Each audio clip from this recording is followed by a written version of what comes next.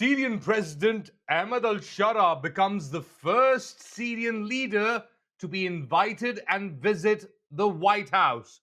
Welcome to another episode of Let Ali Show You. We begin today with Ahmad Al Sharaa's visit to the White House, where he was given the red carpet treatment.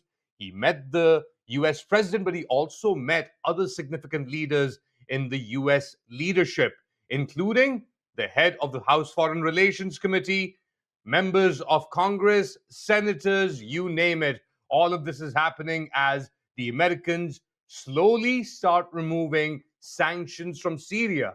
Also, rumors abound that the Americans might get a new military base inside Syria as well, at a time when a Syria-Israel deal is also in the works. To get a better understanding of this, I'm joined by Obaida Hitto, former colleague, correspondent, and currently residing inside Syria. Obaida, thank you so much. Your initial reactions on Ahmad Al Sharaa, the first Syrian president to visit the White House. An absolutely historic moment.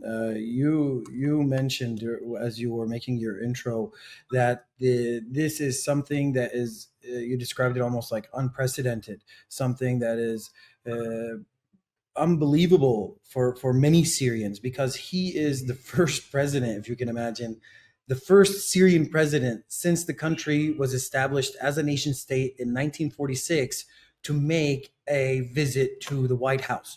So this is a huge leap in Syria's diplomatic status internationally and regionally, because up until now, even up until this moment, while Ahmad Al Sharaa was acting as the interim president here in the country, Syria was a pariah state. Now that this visit has been consummated, done, in the books, now Syria is part of the international community. It's no longer a pariah state. It was referred to for so many years as part of the axis of evil. It was on the level of North Korea and Cuba. But now Syria is, it seems, moving towards becoming a regional and international partner in diplomacy, economy, politics, security. So this is something really huge. And here in Damascus, in the capital, people are excited about all of these things. People are very happy about all of these things. But there is a cautious optimism attached to their excitement, because people not only want to see their country flourish economically outside, they want it to flourish economically inside. And I think that's at the top of the list of priorities for every single Syrian today. They want the economy to get better. They want living conditions to improve. They want things to move forward, just like here inside the country, just like they're seeing things move forward outside. On this particular visit and the meeting at the White House, we know that first Ahmad Al Sharaa and the Syrian foreign minister, interim foreign minister Shebani, were in the Oval Office. But then apparently, according to news and according to the Turkish foreign minister Hakan Fidan, he was invited in the meeting as well. What do you know about that? Well, all I know is the information that I saw floating around on social media and other news outlets, and it was a convenient coincidence, if you ask my opinion, that it was announced that Hakan Fidan was the foreign minister of Turkey, was actually in the Oval Office at the same time that Ahmad Al Sharaa and his envoys, the people who joined him, were there as well. I don't recall seeing any official pictures with Hakan Fidan, Ahmad Al Sharaa, or Asad Al Shebani and Trump, for example.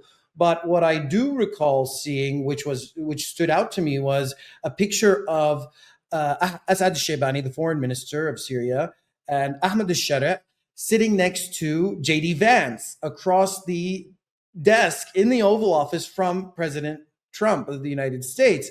And I thought this was actually quite significant that Ahmad Al Sharaa was able to get this kind of platform and was given the opportunity to have this very intimate interaction with the top echelons of the U.S. diplomatic corps, the president and the vice president. even though it is quite significant that news came out, Hakan Fidan, the Turkish foreign minister, may happen to have been there. Um, I think it's more about optics at the end of the day. You know, what people are seeing on the screen, what people can hold in their hands. It makes a much bigger difference. And it's not surprising to me that the foreign minister of Turkey was there at that meeting, if he attended the meeting and had any kinds of other discussions, because Turkey is one of the main allies for Syria today. It shares a huge border. It has had it has engaged with Syria on many levels over the past 15 years. We're not talking about all of the interactions between the Turkish governments before the Syrian revolution started in 2011. I'm talking about from 2011 to today. Syria and Turkey have a very well integrated relationship on multiple levels. And so the fact that Hakan Fidan made the trip and showed up at the Oval Office, possibly while Ahmad Al Sharaa was meeting with Trump, is not surprising to me at all. Because even though Ahmad Al Sharaa is being given this opportunity today, right? The door has been opened for him, but he needs somebody to walk him through the door. Because the matter of the fact is, he's 43 years old. He's spent the last 25 years of his life on the run, the last several of those years with the $10 million bounty on his head. Now he's taken over an entire country with 23, 24 million people. Half of those people are still displaced inside and outside of the country. He's got a lot of problems to deal with. I don't think that he feels comfortable going to this kind of meeting on his own. He wants to show that he has support and that people are going to stand up for him when he needs it most. And I think Turkey is going to play that role in a very significant way into the future, because these problems are not problems that Syria is going to be able to deal with on its own. Ahmad Al Sharaa, even though he has a lot of experience and he's proven he is well versed in political horse fleshing, okay, but he is definitely not ready in terms of tools, resources. His war chest is not full. So he's going to need to lean on his neighbors, on his allies, and dig into their war chests so that he has the resources and capacity to be able to deal with these problems over the next several years, whether it's during the transitional period or beyond. And you mentioned a lot of problems and Turkey playing a role. It also gives, like, credence to this whole idea of, oh, he's being managed, or he's being stage managed or babysat by the Turks, that he's actually a proxy of the Turks. But moving on, Ahmad Al Sharaa, a remarkable character, as you mentioned, started off in the US detention facilities in Iraq, pledged allegiance to Abu Bakr al-Baghdadi, the head of Al-Qaeda in Iraq and Syria later on, moved to Syria, back to Syria, went to Idlib, started the branch of Al-Qaeda in Syria, which then turns into Jabhat al-Nusra, different variations. And then he ends up here. And somebody asked him, did you think that this would happen? And he said, not in a 1,000 years. What does this tell us then about the American position, about what Al-Qaeda was doing in Syria? Does it whitewash all the crimes or alleged crimes that Jilani was accused of? I think it's really interesting that people who are watching all of this happen are split into several camps in terms of the people, like people's feelings towards what they're seeing and the developments that you've just described over the years. And it's interesting, you mentioned just before you moved on to this question that the fact that Hakan Fidan maybe attended that meeting gives credence to the argument that he might be a Turkish puppet, for example, or he's being managed as a proxy by Turkey. At the same time, there are people now who are, I don't, let's say butthurt, if you will allow me to use it on your show, Ali, that Ahmed Sharaa, skeptical. Let's go with skeptical. And they're saying that, oh, well, this guy, he made it out of Buka and he was on the run. And now he's suddenly in the White House and he was at the UN at COPE. at COP in Brazil, and he's doing all these things. He must be some kind of proxy for the CIA, for somebody else. There's a lot of people who are throwing a lot of shade on him right now. And this is not new, okay? Mind you, that even during all of those things, those events that you described, when he went from Iraq to Syria and he established Jabhat al-Nusra, which was the Syrian wing of Al-Qaeda in Syria, and then went through the country and then made it to Idlib, etc., etc. Even during all of those events, as they unfolded, people were also questioning his origins, were questioning his independence from being a proxy. So this is not new, and I don't think it's something that he's going to be able to escape from anytime soon.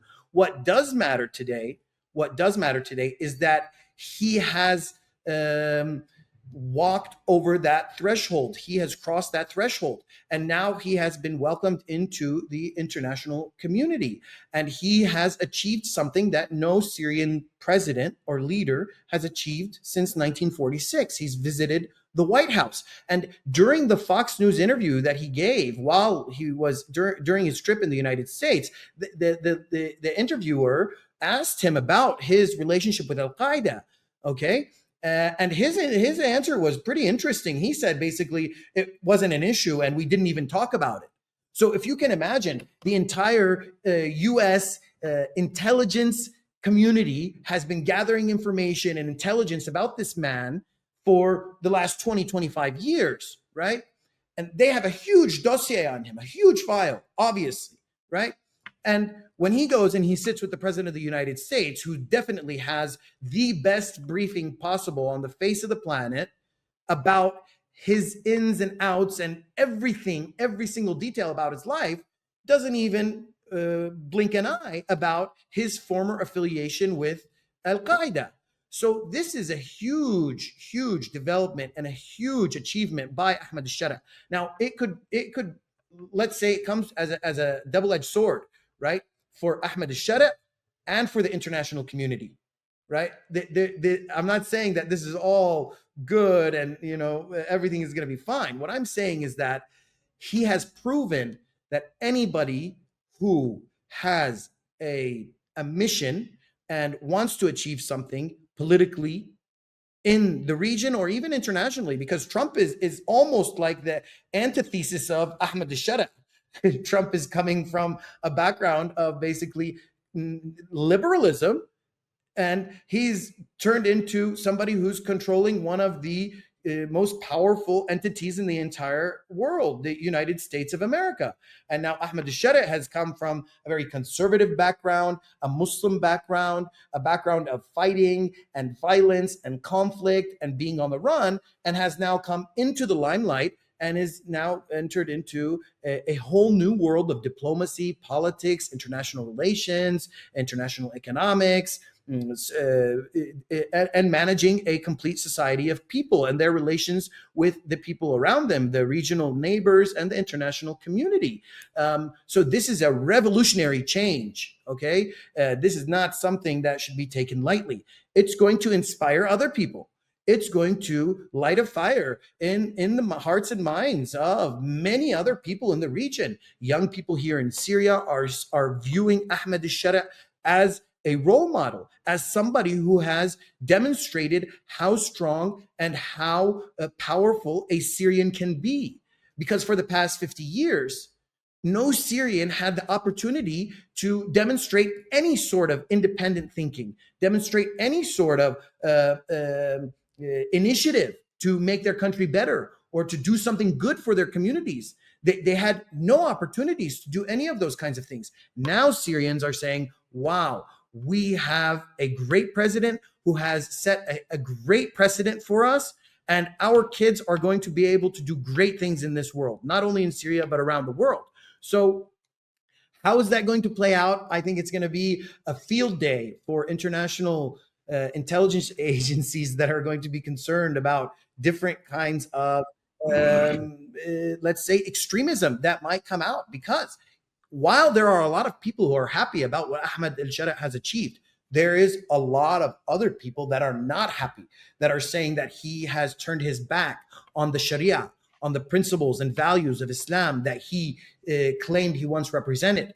And there are arguments, let's say discussions between these two camps of political ideology, Islamic thinkers who are going back and forth talking about whether it's okay to join, for example, as we saw happened in Washington, D.C. over the last 48 hours. The Syrian government is now part of the international coalition against the Islamic State in Iraq and Syria. This is a huge development, not only on the international side, but also on the regional and religious side. Let's say the politically, the religiously driven political ideologues here in the region. Some people are not happy about that kind of decision. How could a Muslim stand with a country that is killing Muslims? And I want you to recall, and I want the viewers to really put this into context. Like, this is not something that started with Trump, because it's hard to get sucked into the Trump craze. This is something that started in the Obama administration. And if you want to go back further, you can talk about a little bit the Bush administration and their war in Iraq, okay? Because that's when Ahmad Al Sharaa ended up in jail in Boca anyways, right? But I like to separate those two time frames, the Bush administration from the Obama administration, because even though the Bush administration was invading countries, killing civilians, bombing infrastructure, destroying entire societies, the Obama administration actually took their fight against terror to a different level. They started killing people with drones on drone kill lists. Developing lists of people, including American citizens, that would become legitimate targets for being killed by American military equipment. And the people here in the region do not view those times, whether it's the Bush administration or the Obama administration, in a positive light at all. So now that the Trump administration is trying to roll back and walk back some of those policies, even though I don't think that their policies have changed that much, because they are still willing, in my opinion, the American administration, and we've seen that demonstrated here in Syria over the last several months with targeted assassinations of various individuals throughout the country who are affiliated with supposed extremist groups.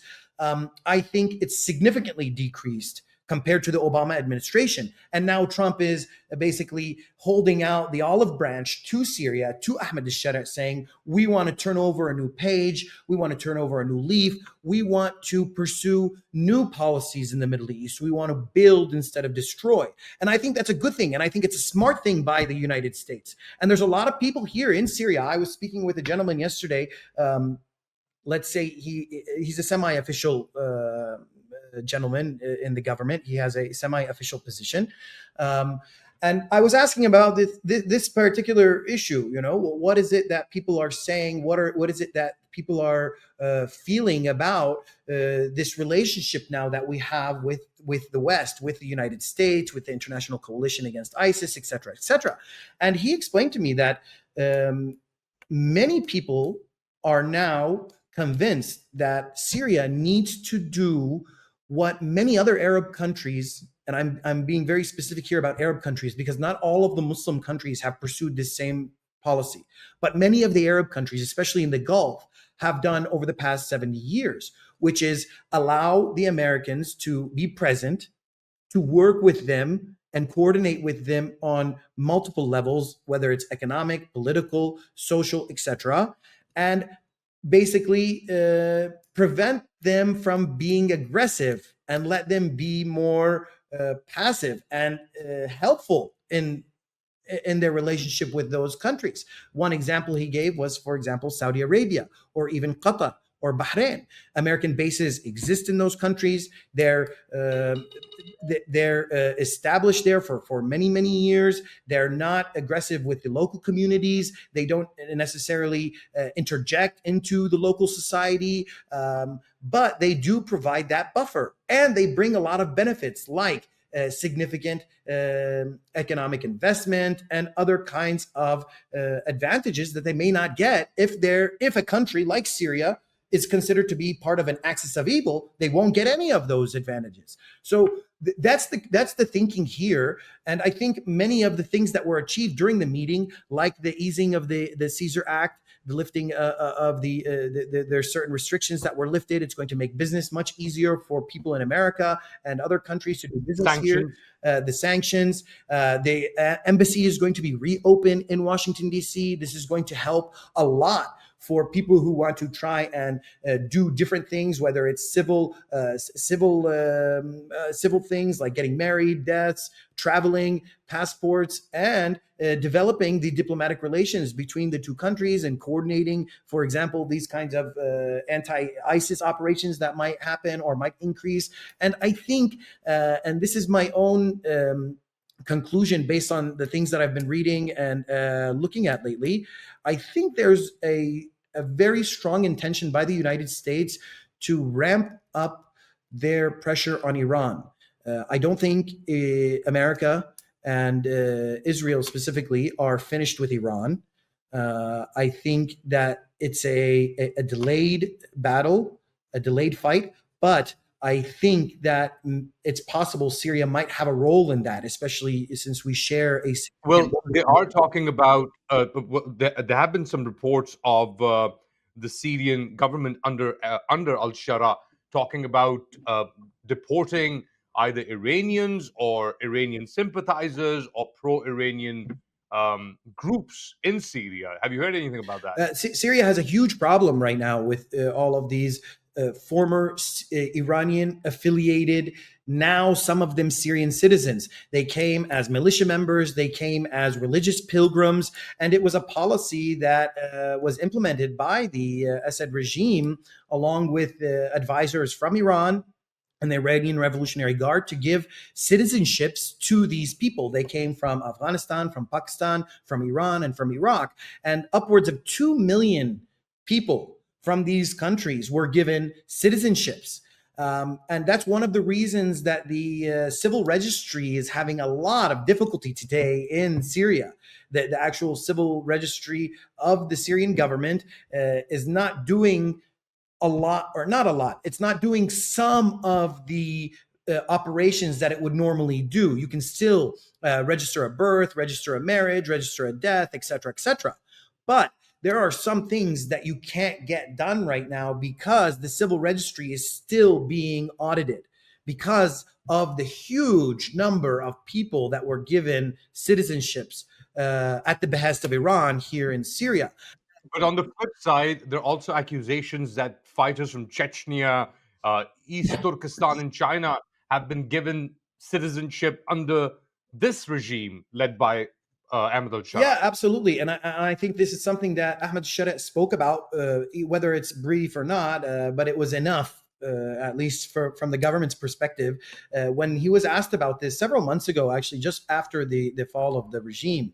And he said that in any modern country, if you live in a country, for example, for so many years, you have the right to apply for citizenship. If you marry somebody from a country, you also have the right to apply for citizenship. And I think he left his answer at that, basically saying that all of these people who came to help us fight the Assad regime, we hold them very dearly and we respect their sacrifices. Now, what is their fate going to be? How many of them have received citizenships? How have they received citizenships? I'm not sure. I don't have that information. And until now, the current government has done a fairly good job of managing that, because at the beginning of this new interim government, there were a lot of tensions between some of the foreign elements of the Syrian opposition, let's say, and the locals. Even we saw some of these issues come up in Latakia when there was a huge security operation in Latakia. We also saw some of these issues come up in Sweden when the Sweden crisis was at its peak a few months ago in the fall. But the government so far has done a very good job. They've been extremely effective at making sure that these foreign fighters do not have significant roles in the government, do not have very apparent positions and activities in society and the community. Their presence has significantly decreased here in Damascus and even outside of Damascus, throughout the country. Actually, their presence, their actual visual presence, has significantly decreased. So I think the government is aware of this, and they're taking steps to deal with it. I don't think they've resolved the issue completely, but it's something that they're taking seriously, and they're trying to resolve in a very diplomatic and manageable way. Oh, very quickly, very quickly. Another character that is quite heavily involved in these talks and negotiations is a guy called Tom Barak. He's a U.S. ambassador in some capacity to Turkey, and he's dealing with this file as well. And he says that a deal between Syria and Israel is imminent. And as part of that deal, there is talk of giving the Americans possibly a base in Syria, but nobody has confirmed that. And so far, this is just hearsay. Have you heard anything about this? And what happens to the PYD and PKK if the Americans do actually get a base in Syria? So the logic is, from what I understand from various discussions with officials, non-officials, and other people who are informed about some of these things, is that when Syria joins the international coalition against the Islamic State, the onus of fighting terror falls on the government, the central government. This will no longer allow for the YPG and the SDF, whatever you want to call them, to hold the banner of "we are fighting terror in Syria." The central government now in Damascus will hold that banner and will raise that banner. So if the SDF is going to want to join the fight against terror, they are going to need to do that in coordination and cooperation with the central government in Damascus. I also believe that the fact that they're opening the embassy in Damascus, and Tom Barak has been pushing for the SDF to join the ranks of the central government in Damascus, is a huge sign that all of the coordination against or in the fight against terror, let's say in quotations, is going to be through Damascus. And they're going to basically put the SDF in a situation where either you join the government in Damascus or you become part of the terror camp. So they're not really going to be left with many options. Now, Tom Barak, he is a seasoned diplomat. He's actually coming from the Barack Obama camp. He's had a long career, and he worked closely with the Obama administration, and he has been a huge advocate for the toppling of the Assad regime for many years, and worked on this file for many years. So when all these changes happened, he came into the forefront, and now he is the biggest advocate for Ahmad Al Sharaa specifically, and this interim government. And he is playing a very significant role in trying to make sure that this government, this interim government, stays on the right track and doesn't derail and end up in a kind of chaotic situation where the country is moving towards splitting up. Because we also heard from this meeting, we got a confirmation that America and Syria are both committed to a united Syria with all of its territory. So the idea of having a federal state in Latakia, a federal state in the northeast where some of the Kurdish population is, and then a federal state in the south where Sweda is, where the Druze are, is out of the picture now. Now everybody needs to come to the table and talk. Now, after all of that being said, we come to Israel. Now we come to the 1974 demarcation line, okay? And I don't think things are going to change beyond that. What I do think is that the American presence is going to be significantly increased, especially in southern Syria near Israel, okay, near the occupied Golan Heights and the buffer zone that exists. I think the American presence is going to be significantly increased. We might also see, in my opinion, some Turkish presence. There's talk of Turkish peacekeepers going to Gaza. We might see a huge deal, for example, a regional deal, where we see a mixture of troops that are going to be sent to Gaza, to Lebanon, to southern Syria and the Golan Heights. I think that internationally, the situation is moving in that direction.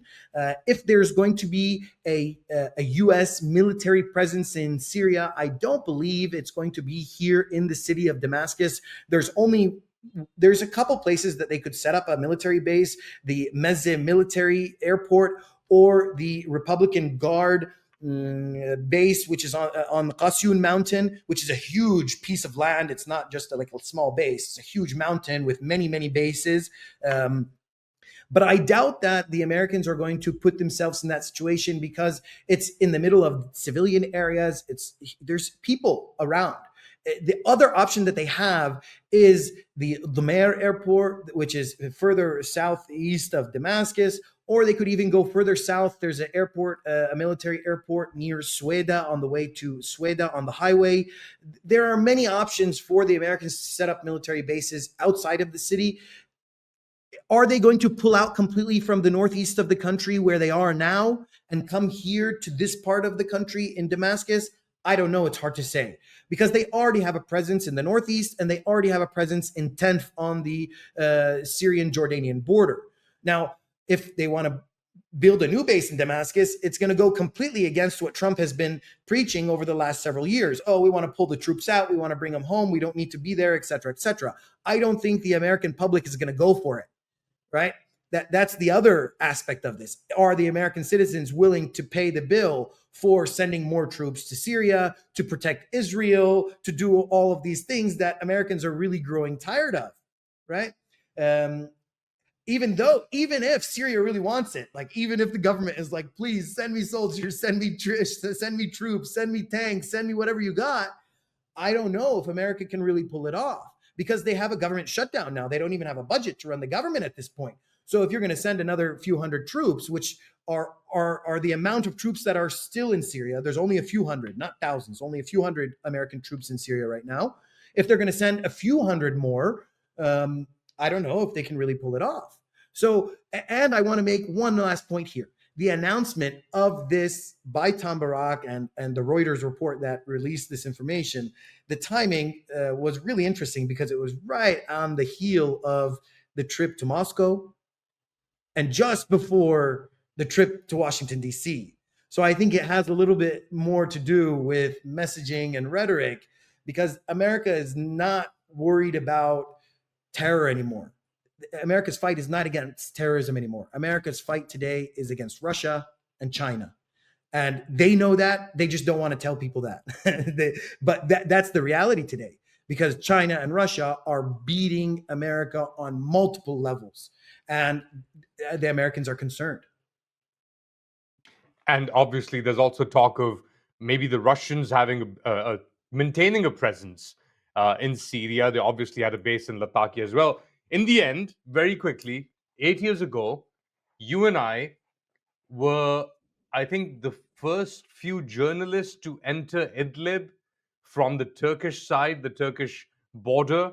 And we traveled to Idlib city, where we met a lot of the people that are now in the government. And Idlib at that time had become arguably the most concentrated population-wise area of the internally displaced. About 4 million people were living in Idlib in 2017. And Nusra Front, or Jabhat Tahrir al-Sham, Jabhat al-Nusra or Hayat Tahrir al-Sham later, was in control of this area, including Ahmad Al Sharaa. In these 8 years, now you're in Damascus, Idlib is way far away. What does that change? What do you see on the ground with your eyes in this movement and in this country? The biggest change is that people are at peace. People are at ease. They're not worried about being arrested, detained, tortured, killed, bombed. There are some jets and drones in the air, but they're not bombing people. That's the biggest change in significance, like the most significant change. People are at ease. They feel safe. The second biggest thing I would say is that people are discovering themselves, let's say, because in Idlib, when everyone who was against Bashar al-Assad was stuck in Idlib and in the northern areas, right, they were freer than the people who were here in the regime areas, right? So the people who stayed in the regime areas, some of them willingly and some of them unwillingly, regardless, they didn't know that there was something called freedom. They had no idea what it was. They were living in a police state. They didn't know what it felt like to be free, to be able to speak their minds. So what you see today is people having these very intense and passionate conversations about politics, about history, about religion, about society, economy, and rediscovering that they have a choice and they can decide where they want this country to go. They can decide how they want to act and how they want to carry themselves. And it's really a huge social movement across the country, throughout the country. And like, I'm very surprised, to be honest, that people are carrying themselves so respectfully, because I was expecting that people would be very aggressive with one another, especially people who were affected by the regime and were displaced and were living in the northern areas. I thought that they would feel very, very, very, very angry with all of these other people. But it turns out that Syrians are very calm and very nice people. Like, I'm not saying that because I'm part Syrian, but I mean, it's not like in some countries when civil wars finish and people try and countries go into these transitional phases, there's ongoing violence because people have revenge and other things and things that they want to get back. But here in Syria, it's not happening like that. And a lot of people were betting that that's how it would happen. Look, I want to make one more point, Ali. I'm sorry to cut you off. Just yesterday, there was a huge gathering of Christians. And I can't recall when we went and did our reporting, if we went to this church in rural Latakia, and it's right next to Idlib. And it was an area that was controlled by Ahmad Al Shara's group when he was in Idlib. And there were so many reports going around all over the media. Oh, they're killing Christians. They're killing this. They're doing that. They're displacing them. They're taking their women and kids and selling them in markets and all of this. And when I went and reported in that church, Alawis mostly. and even Alawis, when I went and reported on this particular community in Latakia, in rural Latakia, a Christian community, we didn't find anybody being affected except by the Assad regime and its bombing. But yesterday, there was a huge gathering, hundreds and hundreds of people, maybe thousands of people, Christians from the community, alongside Muslims and Alawites, who went to this church with all of the priests and the papal community of the church. They're coming back to the church. They were celebrating their community coming back together again after all of this nonsense that happened for the past 15 years. And I think that Syrians are really moving in the right direction. As a community, people are holding it together. They're not attacking each other. They're not being aggressive with one another. They're agreeing to disagree at this point. And other people, some, let's say, bad actors are trying to light a fire. But so far they've failed. And it's thanks to the awareness and maturity of the Syrian people, plus the government's very stringent policies towards anybody who's trying to cause a problem, whether it's a Sunni, whether it's somebody who was affiliated with the opposition, whether it's somebody who was affiliated with Assad. Regardless, the government is not leaving any room for anybody to attack somebody based on revenge or based on their position or their political ideology, etc. And I think this is a very respectable thing and something that is going to help us in the short term and especially in the long term if it continues. Obaida Hitto, always a pleasure joining us from Damascus, Syria, correspondent, analyst, commentator.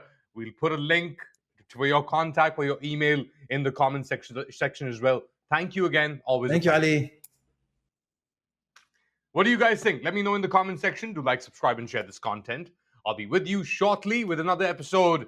Till then, take care.